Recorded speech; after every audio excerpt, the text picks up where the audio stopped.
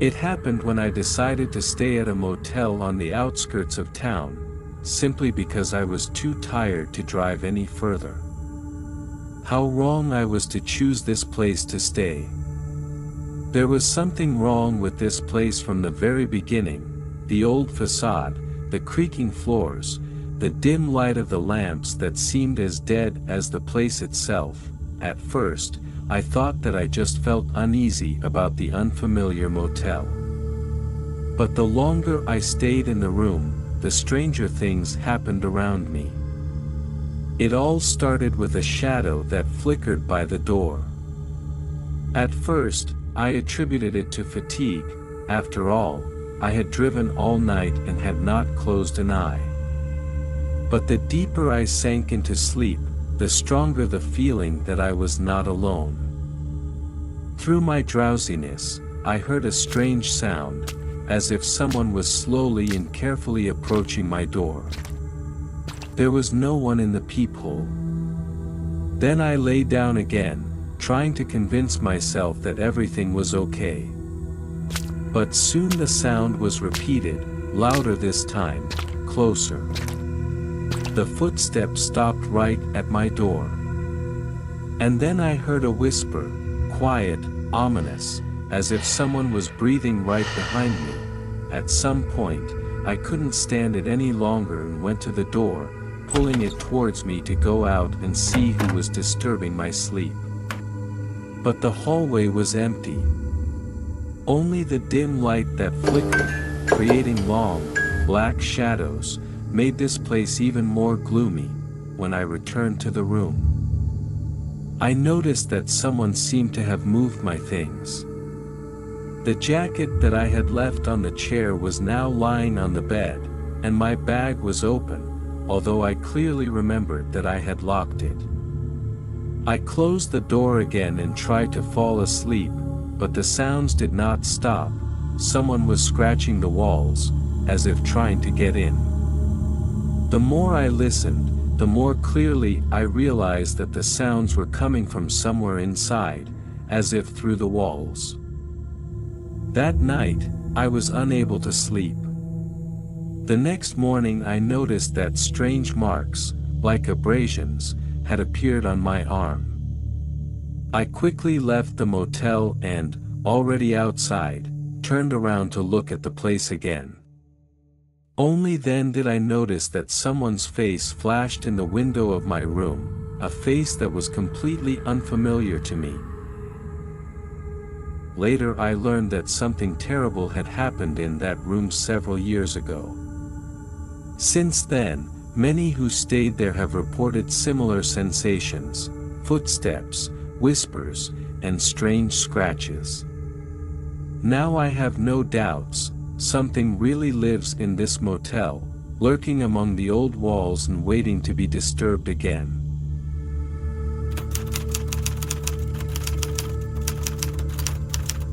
My name is Jake and I want to share a story that changed my life and left an indelible mark on my memory. My friend Kyle and I were not the kind of people who were afraid of night trips or staying in remote places. We were drawn to adventure, and this summer we decided to go on a road trip across the American states. One evening, when it got dark, and our strength after a long road was running out, we realized that we needed a stop. The motel where we stayed was almost abandoned, only a few letters were lit behind the old sign, Rockwood Motel. But we were not in the mood for whims, and we drove into the parking lot. There was not a soul around, and not a single car in the parking lot. But the light in the office was on, and this calmed us down a little. Kyle went to get the key, while I stayed by the car, taking out our things. A couple of minutes later he returned and waved the key.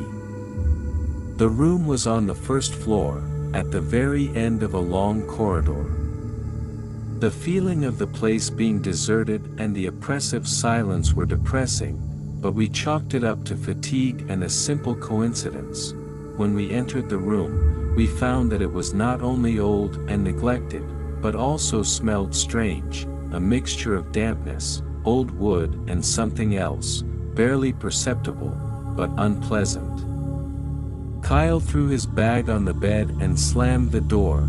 "Okay, we'll survive the night and leave in the morning," he said, and we both laughed, trying to defuse the situation.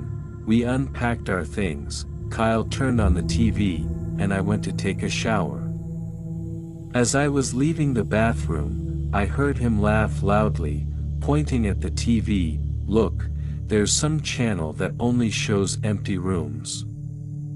I went closer and saw, indeed, on the screen was a dusty, empty room, with one table and a clock on the wall.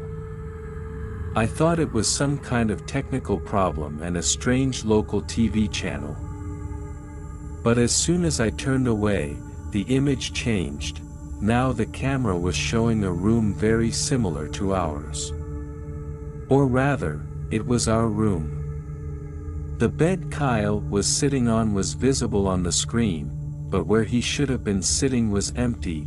"Wait, this isn't funny," Kyle muttered, and we both stared at the screen, feeling panic rising in our throats. Suddenly, in the corner of the screen, in the shadows by the doorway, a figure appeared, a vague silhouette, no face, but with dark eyes, like coals that literally burned in the darkness.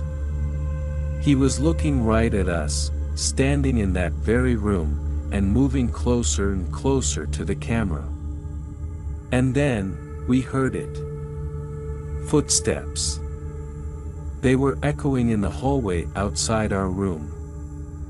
"We're leaving," Kyle said, and we rushed for our things.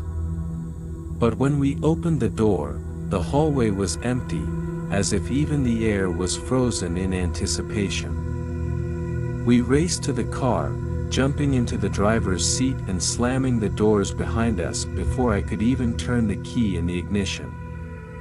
The engine didn't start right away, as if something was blocking it. The seconds dragged on agonizingly until finally the engine started and we took off.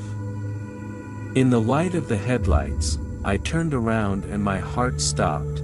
There was that same figure standing at the window of our room. She looked after the car and seemed to smile, without a face, but with this creepy, sinister expression. We drove non-stop to the nearest town and never returned there. At home, I tried to find any information about this motel, but every request returned an error, as if this place never existed.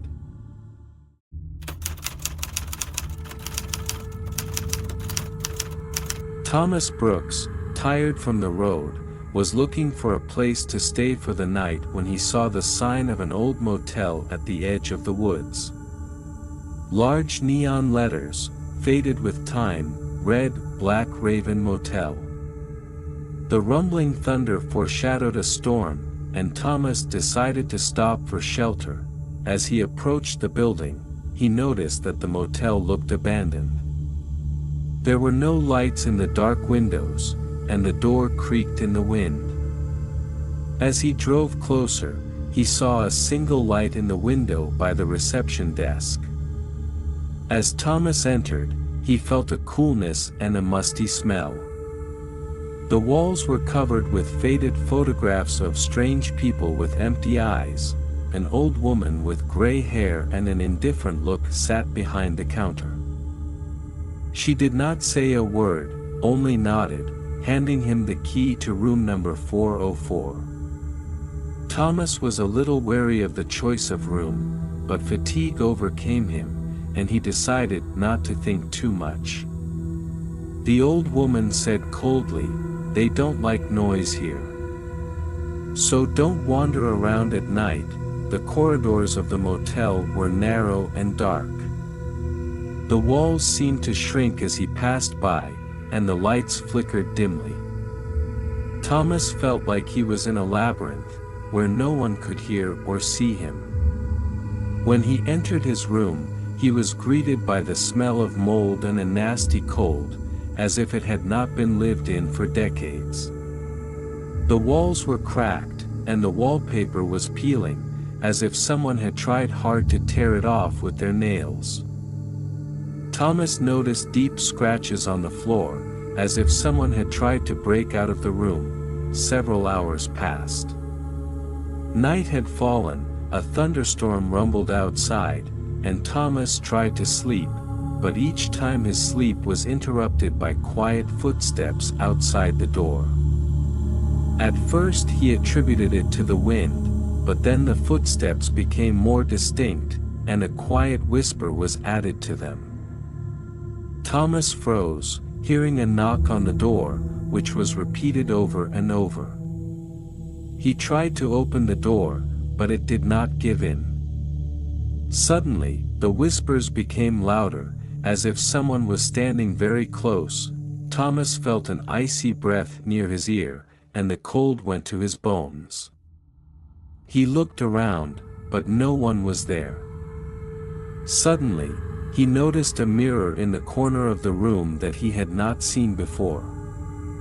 It was covered in a thick layer of dust, and, coming closer, he saw his reflection. Only it was not his face. A man with empty, dead eyes and a distorted expression of horror looked back at him in the mirror. Thomas backed away, and then the mirror cracked, as if someone was banging against its glass surface. Panic seized him. He tried to call for help, but not a sound came out of his throat.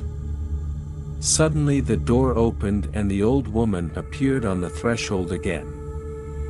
She looked at him silently and then said, "You are one of us now."